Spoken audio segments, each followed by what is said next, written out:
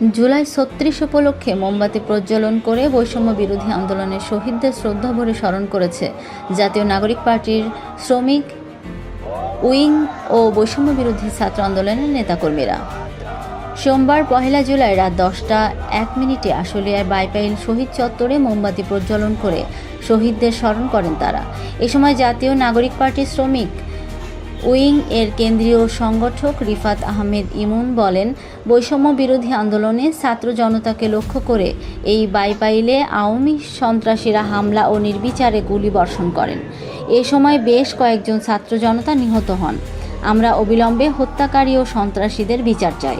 এছাড়া দ্রুত জুলাই সনদ ও ঘোষণাপত্রের বাস্তবায়ন চাই।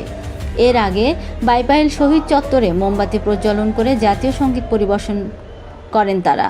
পরে শহীদদের স্মরণে ১ মিনিট নীরবতা পালন করেন। এ সময় উপস্থিত ছিলেন সাভার উপজেলা বৈষম্য বিরোধী ছাত্র আন্দোলনের মুখপাত্র মোহাম্মদ সজীব, সিনিয়র মুখ্য সংগঠক মোহাম্মদ হৃদয়, যুগ্ম সদস্য সচিব মোহাম্মদ তৌহিদুল ইসলাম, সানভি সহ আরও অনেকে।